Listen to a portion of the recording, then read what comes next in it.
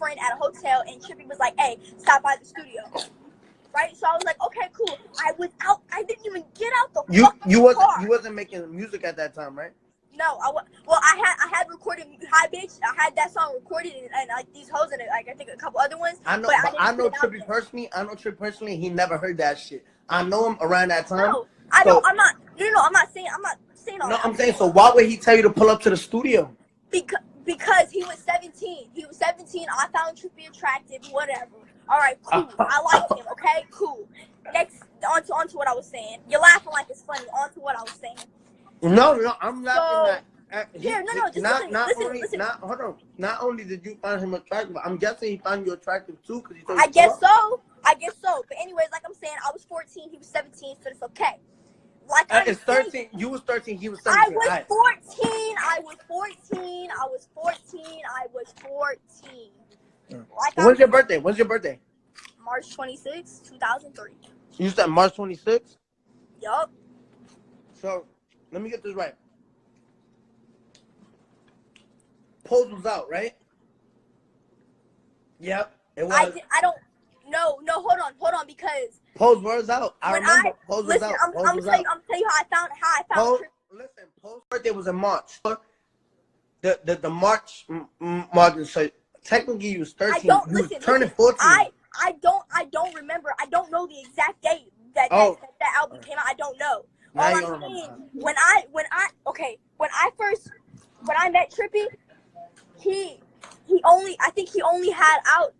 shit he had on Spotify was Love Letter to You. That's all he had on Spotify. Chair Falling wasn't out. None of that shit. That was I think the first song he put on Spotify. Because I remember when he put that on Spotify.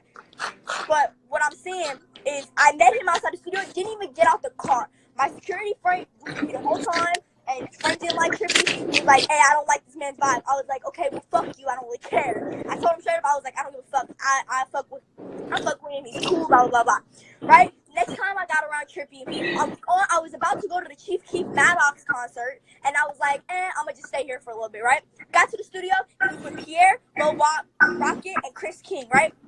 Everything was fine, chilling, whatever. Trippy was 17. He wasn't even 18 yet. Everything's cool. And they started kissing, right? No, can you shut the fuck up? Academic just told me that. He said, "Okay, but you're not understanding. I'm not getting that far yet." That's the second time I hung out with Trippy. We only really texted and FaceTime. And then the third time I hung out with Trippy, I texted him. I was like, "Hey," like he was like, "Oh, I'll pull up, whatever, blah blah blah." I was like, "Wait, come later at night, and we'll hang out outside. Frank, don't fuck with you. I'm not trying to get your head blown off." And so he was like, "All right, cool, whatever." We got there, and I was like, I told my mom, I was like, "I'm about to go grab this out the car." So I got the keys, and I went outside, and we just sat outside on the side of my house. The whole, he pulled up to the crib? So, huh? He pulled up to the front of the crib? Yes, we were on the side of the house, and I was scared shitless the whole time, because I knew if Frank came out, I was like, he's over. He's gonna be Trippy dead. He ain't gonna be Trippy red. He's gonna be Trippy dead. But I was like, if this man come out the house, I was fucking spooked the whole time. And that's when we kissed, and that's it. There was no fucking, no nothing, no none of that bullshit. We kissed, and that was it. So why Trippy so y'all fuck? Like why on the phone call you said, "All right," but that was last year? Trippy said what? Trippy so y'all fuck, and then on the phone call you said, "No, the fuck he didn't. No, the fuck he didn't." Because I know Trippy wouldn't say that. Because Trippy didn't want it out. Because Trippy didn't want it out. So that's why he wouldn't want to say it. Bro, I put this on everything. Bro. I'm not about to lie to you, man. I have no reason to lie to you. Because here's the thing. Listen. Here's the thing. You're not doing nothing for me. Like at the end of the day, right? Look, this I understand. right? No, Danielle, look, listen to me. At the end of the day, you gonna still go on with your career. You got a whole bunch of fans, right? The same way Trippy got a whole bunch of fans, I got a whole bunch of fans. This is my thing, right? When I started, right, you see how bad people, they hate you. Obvious, right? They hate you. Like, you got a lot of haters. Trippy got a lot of haters now. But you got to understand, when I came out, nobody wanted to see me win. I'm talking about executive. Nobody wanted to see me win. The same thing with me, bro. The same, bro. I remember they were making edits. But listen, I remember. I understand you. But, yo, look, when you came out, your biggest thing was the Dr. Phil thing, right? When I came out, imagine trying to be successful Imagine trying to be Bro, successful. I know what No, you're hold on. talking about. Look. We're not gonna talk over. Let me just get this point across. When I first came up, when I was trying to be successful, you know what it is for a nigga to dig a hole in the ground and just cover you with dirt, because they gonna be like, yo, this thing, I don't support pedophiles. So right off the bat, the first thing they see is like, oh shit, this kid right here is a rapist, right? But that's just off of he say, she say. Like, they don't even look into what happened. So imagine making a career. Imagine getting one of these, right? Imagine getting a platinum plaque and trying so hard, like, yo, nah, this didn't happen like that. Now, hold on. Yo, wait, chill, bro. Like, listen to this. When a nigga just come out of nowhere and hate on you and be like, damn, this kid, I need to say something right now. So imagine, I don't know. Look, I'm going to get to another question. But imagine me doing that at the beginning of my career just to have people be like, yo, give me a chance, bro. Like, you don't No, know. I understand. Listen. You know what I'm saying? 100%. I can't.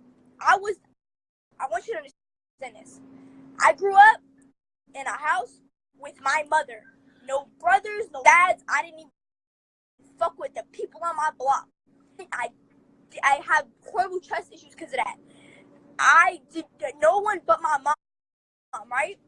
And then I go on a TV show, and my whole life switches. I think in my mind, I'm like, I'm about to go on here, make this bald ass motherfucker look stupid, take my ass home, go to school the next day. I went to a program in Utah. I thought I was so big and bad. I thought I was so tough.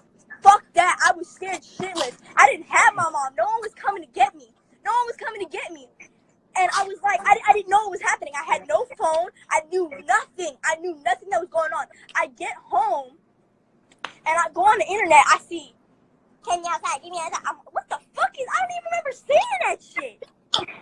And I'm like, I'm far away from everything. No internet, no nothing, bro. I'm telling you, like, everyone was making fun of me, and I was just like, yo, I was being me on that shit. I didn't want to do none of this. I understand. Look, I don't want to get off topic, right? I want to get off topic. And now, being a rapper is hard because people always want to go back to that.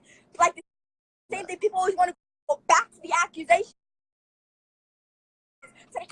Yo, bro, but you know what's so crazy? You know what's so crazy, Daniel? That shit don't affect me because I got you. All right, look, you know, like it's proven facts. You know, Trippie been out longer than me, right? Like, you know this. He has 2 mixtapes out. But his first mixtape sold like 6,000 copies. His second mixtape, Love Letters to You 2, sold 12,000. My first ever mixtape sold 55,000, right? 2 platinum records, 4 gold. In a matter of, it's been 5 months now, right? Right. You know what that do, right? That's a nigga that didn't come from shit, literally surpassing all these niggas that, you know, the whole rap game came up with an alliance not to fuck with me, and I'm literally hotter than everybody. I understand you. I understand. You don't got so I want you, everything. So right, you never spoke to me from a whole, and this is to all your fans. You don't consider yourself a follower, right? You consider yourself a leader. If I never spoke to you a day in my life, if I never even said a word to you, we never seen each other, how come I'm a weird nigga? How come you fuck me? So are you going again on the internet and not being... Okay. Yeah, no, I understand. I want you to understand. Guys, tomorrow I'm gonna have my song in 6 months on the Billboard Hot 100. The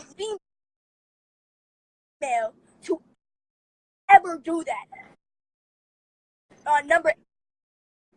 And wait, where did that come from? You not fucking? I'm explaining to you something. You're saying to me that, oh, I remember this, I remember that, I remember this. Yeah, I was there too. I understand what you're saying. Yo, Danielle, you just went off topic. I just said... I didn't go off topic. You're explaining yourself, I explain myself.